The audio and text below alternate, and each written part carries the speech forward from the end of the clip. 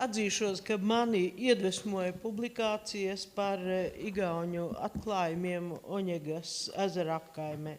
Petroglifu vecums šķiet ir plus mīnus 4000 gadu, lai rastos petroglifi jābūt akmeņiem. Laikam somugru dievi bijuši dāsnāki nekā baltu tautu dievi, ja mūsu senčiem tāda izmēra un tādas pateicīgas virsmas akmeņu, uz kuriem varētu atstāt vēstījumu, nākotnē nav bijis, bet toties smilšakmens klintis bijuši, kas vienam ir, tas otram nav. Taču nav tā, ka ja latviešiem nav petroglifu, nav arī savas tālās pagātnes, tautas dziesmās, ar kurām mums patīk un ne bez pamata lielīties, ir samērā liels mītisko tekstu slānis, kurā saglabāti indoeiropiešu tautu senie priekšstati par pasauli. Indoeiropiešu valodas, pie kurām pieder arī mūsu valoda, izveidojās apmēram pirms 8000 gadiem. Tā kā referātu pamatēma nav par arhaiku kā tādu, bet par dzīvnieku kultu un vilkačiem, tad par hetiem, no kuriem ir senākie rakstu pieminekļi. Pieminējuši tikai divas lietas. Dzīvnieki ir bijuši viņu valdnieku pastāvīgie atribūti. Nav gan liecību, ka heti būtu pielūguši vilkus. Varbūt tur tādi nemaz nebija. Bet hetiem sakrāls bija piemēram divgalvains ērglis. Heti dzīvoja cikliskajā, nelineārajā laikustverē, es to saku tā un apgalvu, it kā es pati būtu dzīvojis. Tātad pamatā tā ir tāda pati laikustvere, kāda redzamā latviešu mītiskajās tautas dziesmās. Proti laiku skaita pēc sezonām, kas cikliski atkārtojas. Balstoties saglabātajos tekstos ir tikusi rekonstruēta daļa, vēl es pie hetiem, no hetu sakrālajām vārtu formulām. Daļa no šīm hetu vārtu formulām roda paralēlas latviešu tautas dziesmu tekstos. Par šīm līdzībām rakstījis savulaik franču pētnieks Didier Calens. Humoram hetiem ļoti iecienīts bijis vārds nu, kas iesprausts cik pa brīdim. To esam iemīļojuši ir mēs latvieši. Nu, un jūs teiksiet, kāds tam sakars ar vilkačiem? Tieši sakara nav, bet tieši atskats uz sakrālo vārtu formulu noturību saistītā, jeb dzējas valodā, mudināja mani paskatīties vērīgāk uz latviešu vilkaču aprakstiem. Vai tiešām par vilkaci domājās pārvērsties tikai izlienot atžgāni caur koka sakni, novelkot cilvēka drānas, ar vārdu sakot, tikai un vienīgi rituālā darbībā? Vai tur nebija arī kādas vārdformulas, kas varētu būt pārmantotas no paaudzes paaudzē? Taču vispirms atgādinājama neliela informācija par vilkacību kā tādu. Liecības par cilvēku pārvēršanos vai pārvēršanu vilkos, arī citos dzīvniekos, dažādu tautu rakstītos avotos eksistē jau vismaz tāpat 4000 gadus. Mezopotāmiešu eposā par Gilgamešu, kas sacerēts ap 2100 gadu pirms mūsu ēras, mīlas un kara dieviete Ištara precīzāk, savu bijušo bīlnieku ganu pārvērš vilkā un dod saplosīt suņiem. Labā atbilde bijušam mīlniekam. Likantropiski mīti sastopam arī sengrieķu un romiešu mitoloģijā. Herodots 4. savas vēstures grāmatā piemin neurus, par kuru etisko piederību joprojām nav īstas skaidrības, bet viena no versijām, ka neuri, kas dzīvo apmēram tur, kur tagad Ukrainas un Baltkrievijas Poļiesie, bija baltu cilts. Šajā gadījumā svarīgākā ziņa ir par viņu spēju pārvērsties vilkos, citēju. Var jau būt, ka neuri ir burvie, jo Skitijā dzīvojošie skiti un grieķi saka, ka reizi gadā ik viens neurs pārvēršoties par vilku. Pēc dažām dienām viņi atgriežoties savā agrākajā izskatā. No savas puses nevaru šim stāstam ticēt, bet viņi tā stāsta un pat apzvēr, ka tā esot patiesība, tā Herodots. Visdažādākā rakstura liecības par vilkačiem, sākot no viduslaikiem, sastopams visā Eiropā.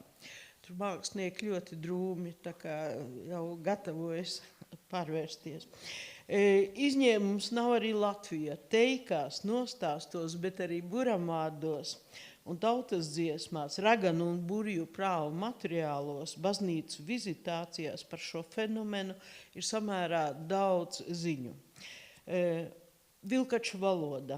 Daudzkārt pavīt, ka, citēju, vilkati varēja visu saprast paši, bet ko cilvēki zvēri runāja, tikai vien nevarēja paši nekā runāt.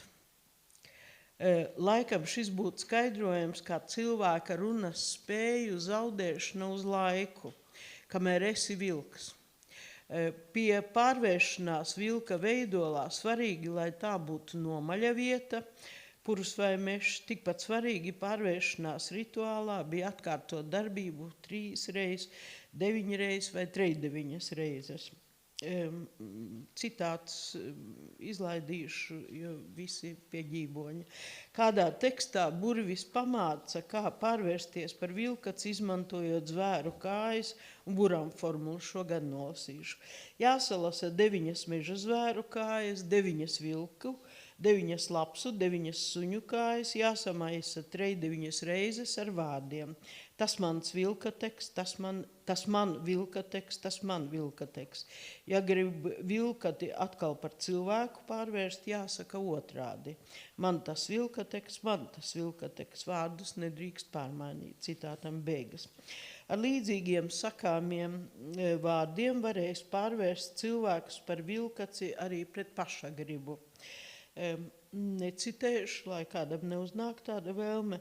Te buramvārdi ir tautā sauktās par iedzirdīšanu vai ieēdināšanu pavadoņi šai gadījumā.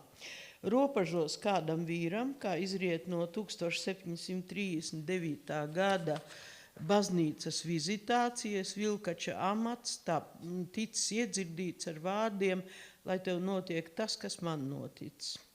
Samērā plaši aprakstītajā Tīsa tiesas prāvā 1691. gads Tīs stāsta, ka vilkača amatu pirms nāves var nodot citam sekojoši. Jāiedzerot no alus kannas, 3 reizes jāiepūšot elpa alu un jāsakot, lai tev notiek kā man. Jūs redzat, ka atkārtojas tās formulas.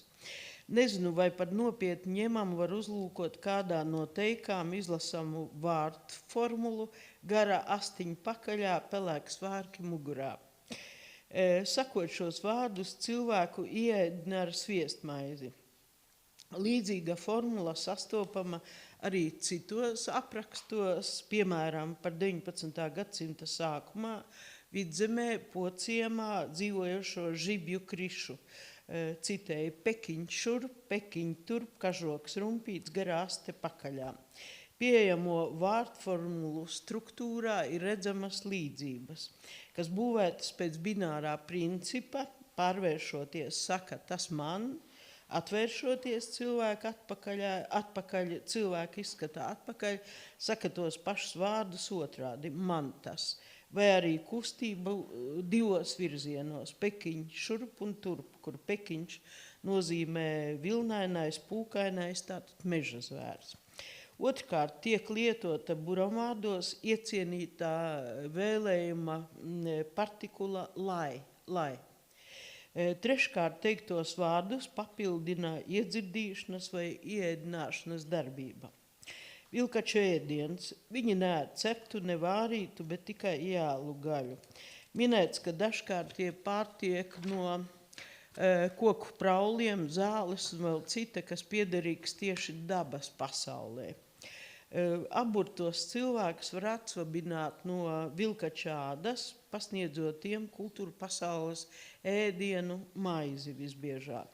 Vilks apēd maizi un mauc ādu nost, paliek par cilvēku. Citāts nav kāds pasakas. Vēl tiek minēta kāda pat īpaša vilkača maize. ar ko viņi barojot ar ko viņus barojot, tātad vilkaču pārvaldnieks, vai pat pats dievs teikās grūti nošķirams, vai dievs baro vilkus, vai tomēr arī vilkačus. Ar maizi, ko no debesīm nomet, citēja no Lerha Puškaiša pasakām. Tas cilvēks, kas vilka maizi dabūjis ēst, paliek ļoti stiprs. Nereti minēts, ka, lai no vilkača tiktu atpakaļ par cilvēku, aburtajam jādod 3 vai 9 riecieni maizes, pie tam tie jāsviež atmuguriski. Vilkaču aktivitātes laiki ir ziemas un vasaras saulgrieži, kāzu iniciācija, pilnmēnesis, kā parasti, arī jurģi jeb būsiņi. Pa pašu pusdienas laiku mežā nedrīkst iet, tad vilkači staigā pa mežu.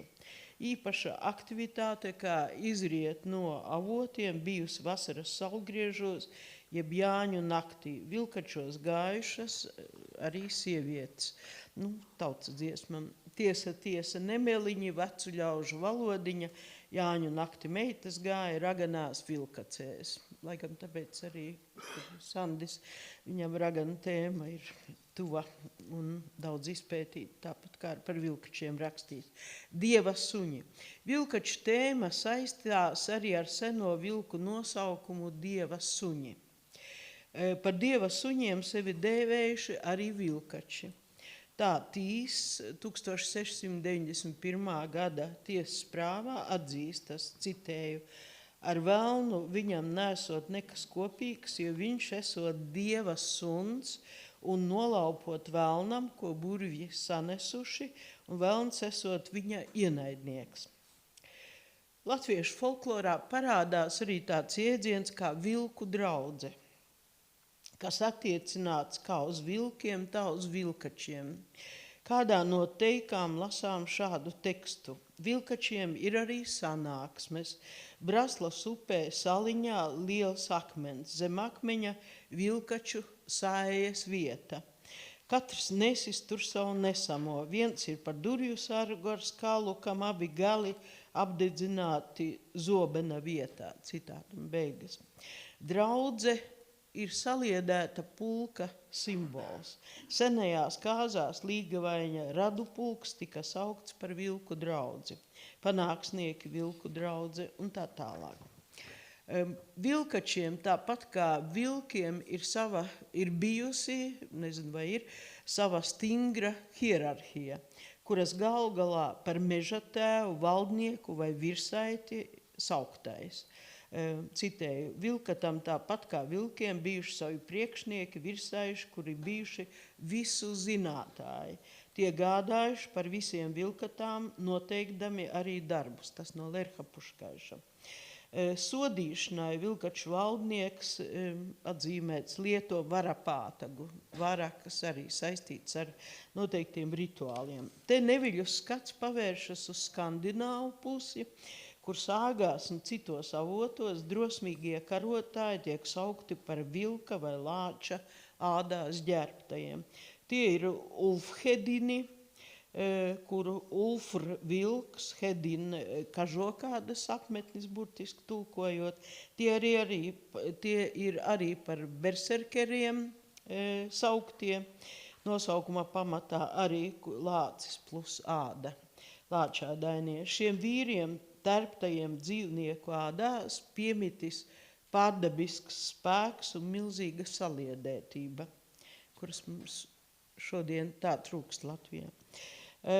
Kaut arī latviešu avotos nav tiešas norādes par vilkačiem karapulka nozīmē, atsevišķi pavedieni norāda uz šādu iespējamu saistību senatnē. Ir vairākas puspasakas, pusteikas, kur darbojas vilkacis, un vēsturisku laiku karotājs Zaldāts. Zaldāts, vārds, kas aizgūts latviešu valodā no vācu valodas, bet teikā, ko citējuši attiecināts uz Krievijas impērijas laiku karotāju. Citāts. Viens Zaldāts mēģinājis vilkatim darīt pakaļ un arī par vilkati palicis. Bet nevarējis vairs tikt atpakaļ par cilvēku. Beigās viens kazāks pārliecis par grāvi, uzšāvis labi ar nagaiku, vara Pīckas vietā. Pie tam vajadzīgus vārdus runādams, vilkatis tūliņ pat pārvērties par zaldātu un gājis priecīgs pulkam līdz, citātam beigas. Te par paraugu apzināti vai neapzināti izmantots kāds pirmteksts, kur karotājiem vilku draudzei ir savs visu zinātājs pārvaldnieks, kas lietas saved kārtībā. Šeit šīs funkcijas piedāvātas vairs ne dabas, bet kultūra pasaules, jeb civilizācijas pasaules pārstāvim, ja vien šeit vārds kultūra būtu vietā. Vēl viena pasaka sākas ar šķietami ikdienišķu situāciju, proti kādam medniekam karavīrs lūdz naktsmājas. Saimnieks apsola ļaut pārnakšņot, ja karavīrs stāstīs viņam pasakas. Līdz ko pasaka tiek uzsākta, saimnieks nonāk transa, sapņa stāvoklī, un abi, gan saimnieks, gan smednieks, pārvēršas par vilkačiem un dodas abi plosīt mājlopus. Pēc visa šī karavīrs pamāca, kā saimniekam pārvērsties atpakaļ cilvēka izskatā. Citēšu, kad mani medņīki nūšauja un nūdēroja man odu un viņu izstīp solas prīškā, sola ir ciems, ciema priekšā, tu mēģini porliek par munu odu un tu paliksi par cilvēku.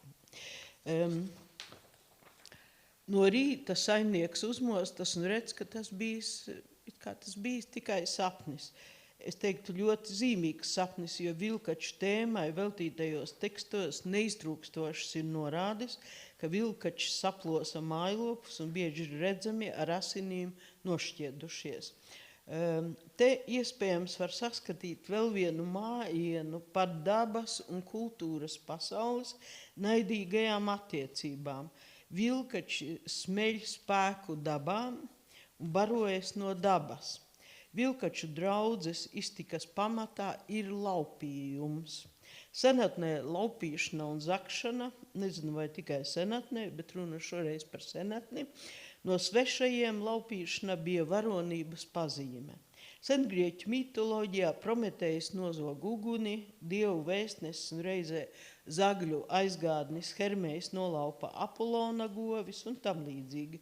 Somugru mitoloģijā neizsīkstošās bagātības krātuvi Sampo cenšas nolaupīt Veinemeinens, romiešu vēsturnieks Plutarks darbā paralēlās dzīves un konkrēti Perikla dzīves aprakstā piemin karus starp atēniešiem un samiešiem. Un to, ka samieši praktizējuši ritualizētu zakšanu upurēšanas laikā, ticot, ka tā ir varonības un kara prasmju izpausmes veids. Īpašs stāsts grieķu mitoloģijā ir par Hermēja dēlu Autoliku, kas burtiski nozīmē vientuļais vilks, jeb vilks pats. Autoliku, zagli, viltnieku, var teikt vilkaci, kurš prata mainīt savu izskatu pēc patikas. Stāsta, ka korintietim Sīzifam kāds zadzis mājlopus. Sīzifs iezīmējas saviem govslopiem nagus un pēc tiem sazīmējas, ka zaglis ir neviens cits kā Autoliks. Latviešiem savukārt mūsu senčiem laupīšana kā piekopts nodarbes veids atspoguļojas senajā kāzu terminoloģijā, proti vārdā vedības, kas nozīmē aizvest ar varu, nolaupīt līgavu. Arī citām indoeiropiešu tautām senākais precīzi, ja var tā teikt, veids. Arī pati nolaupīšana atspoguļota mītiskajās tautas dziesmās un citos folkloras avotos. Apģērbs. Par vilkaci top nometot cilvēka drēbes un uzvelkot vilka ādu, vai arī pēc rituāla veikšanas vilka āda pati uzrodas. Atstātās cilvēka drēbes neviens nedrīkst aiztikt, pretējā gadījumā vilkacis vairs nevarēs atgūt cilvēka izskatu. Lien arī atžgārni caur kreklu līšana jāatkārto 3 reizes. Vilkača āda pieminēta virknē 17. un 18. gadsimta tiesas prāvu. Tā jau vairāk kārt pieminētais Tīs Zaubes apkaimes prāvā, tātad atgādina 1691. gads, atzīstas, ka viņam piederot vilka kažoks. Dažkārt, lai tiktu atpakaļ par cilvēku, kādam citam jānorauj no vilkača āda un uz akmens jāsadedzina. Latviešu sezonas dievības, dievadēli mītiskajās dziesmās parādās gan ornitomorfā, gan zoomorfā izskatā, tāpat kā viņu debesu zirgi. Nevienam tāda zirga, kā tam mūsu Jānīšam, lāča spalva, vilka spalva, vanadziņa mudrumiņš. Jānis kā viens no dieva dēliem. Piesardzīgi secinājumi. Oņegas ezera krastā igauņu pētnieki apzinājuši, ja pareizi piezīmē, ap 1500 neolīta laikmeta petroglifs ar dzīvnieku, putnu, cilvēku un cita veida attēliem. Iespaidīgs skaitlis. Šī tradīcija, noslēdzoties neolītam, laikam ir pārtrūkusi. Taču relikta veidā putnu un dzīvnieku stilizētas figūras pārmantotas somugru ornamentā visos turpmākajos laikmetos. Tātad palikušas, bet reducētā un transformētā veidā. Kaut ko līdzīgu, kā šķiet, var teikt arī par latviešu tradīcijā saglabāto vilkaču naratīvu.